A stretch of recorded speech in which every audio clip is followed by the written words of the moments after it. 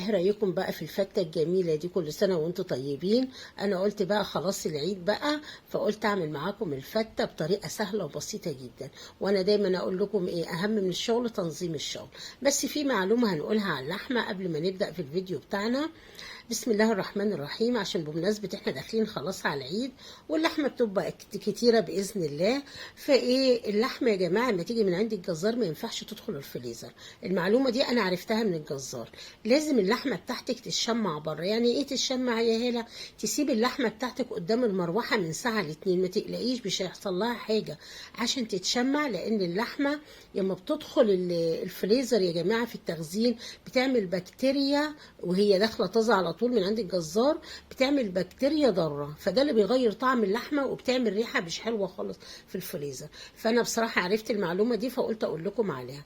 يبقى لازم واكيد نشمع اللحمه. نشمع اللحمه يعني نسيبها قدام المروحه من ساعه لاتنين، وبعد كده قطعي براحتك وستفي حاجتك براحتك، وباذن الله حاجتك هتبقى زي الفل. وكل سنه وانتم طيبين.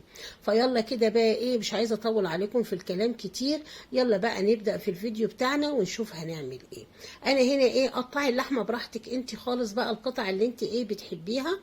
وتعالوا نشوف نبدا في الفيديو بتاعنا. انا جبت حله على النار كده وهنزل ايه، انزلي بالكميه اللي انت عايزاها من اللحمه بتاعتك. هتعملي ايه يا هاله؟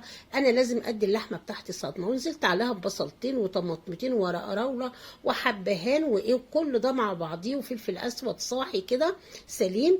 كل ده لازم انا ادي اللحمه بتاعتي صدمه على النار. ليه الصدمه دي يا هاله؟ عشان اللحمه بتاعتك تبقى جوسي وتبقى طريه وطعمها حلو. وايه لقيت بقى اللحمه كده ايه، لان الحله دي ايه ممكن تلزق فيها، نزلت كده بمعلقتين سمن بلدي حلوين، منها تدي تطعيمه حلوه جدا للحمه، ومنها تسهل لي عمليه التشويح. وهفضل كده اشوح في اللحمه بتاعتي يما المسام بتاعها يقفل خالص بالمنظر اللي انتوا شايفينه ده. بعد كده هعمل ايه، اكون مجهزه الميه السخنه بتاعتي وانزل على اللحمه. لازم تنزلي بالميه السخنه عشان اللحمه بتاعتك ما تشدش. لو نزلت بميه عاديه من الحنفيه اللحمه بتاعتك زي ما بيقولوا كده عامله زي الجلد. لا، احنا عايزين اللحمه بتاعتنا تكون جوسي وتكون طريه وبتدوب في البق. وقرب وما بحطش الملح الا في الاخر خالص. قرب السوا كده اللحمه بتاعتي دخلت في السوا، هنزل بمعلقه الملح بتاعتي الكبيره، وهسيب اللحمه بتاعتي تستوي كويس. وبعد كده نشوف الخطوه الجايه. انا هجيب كده شوكه، اول ما القى الشوكه كده ايه عدت في اللحمه بكل سهوله، يبقى اللحمه بتاعتي كده استوت. هننزل اللحمه ونجيب حله تاني كده. هتعملي ايه يا هاله؟ هنحمر الرز.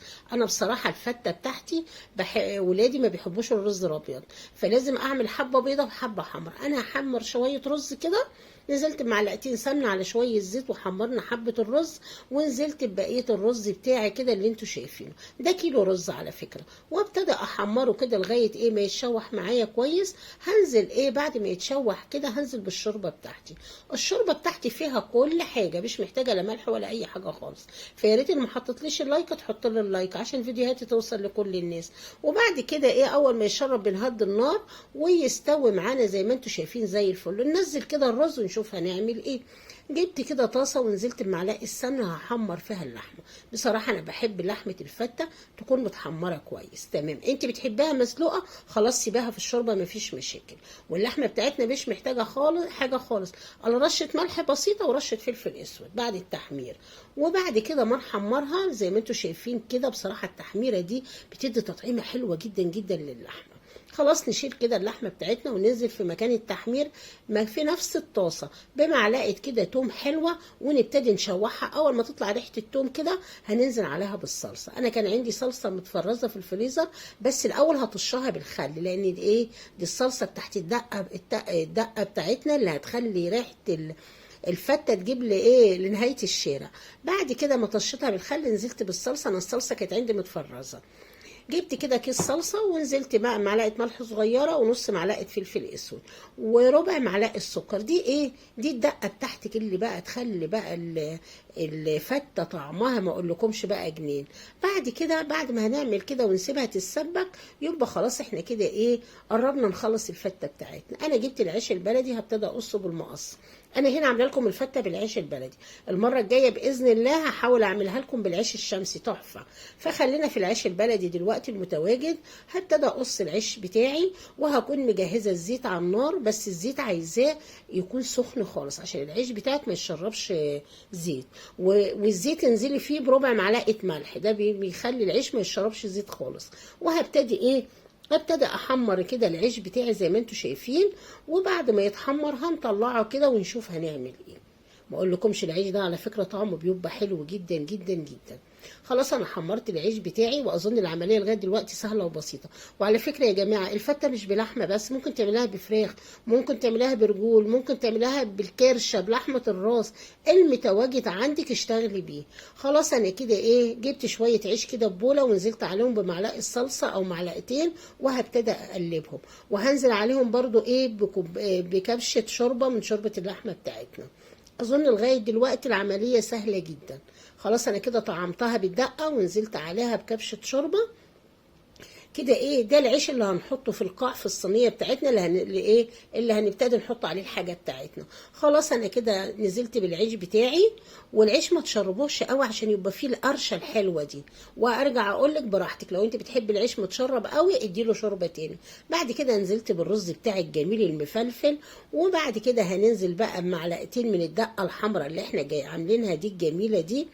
ونبتدي نجهز طبقنا، جهزيه بالشكل اللي انت عايزاه. بعد كده هرص اللحمه بتاعتي. يا ريت بقى انا كده شغاله، ما تنسوش تدعموني باللايك والاشتراك في القناه وتفعيل زر الجرس عشان قناتي تكبر بيكم وليكم. ابتديت بقى احط حبه عيش من الناشف بقى، كنت انا حايشه شويه عيش ناشف بقى، رصيتهم حوالين الطبق. ودينا خلصنا الفته بتاعتنا بكل سهوله. وانت كمان هتعمليها على البوتاجاز على كذا عين بقى، هتخلصي بسرعه. وهقول لكم بالهنا والشفا، كل سنه وانتم طيبين. وهنتظر رايكم في تعليقات. وعلى فكره فته جميله جدا وكانت خفيفه. وما اقولكمش اللحمه كانت بصراحه مستويه حلو جدا، بتدوب في البق لان طريقه التسويه صح. وهنتظر رايكم في التعليقات، وهقول لكم بالهنا والشفا.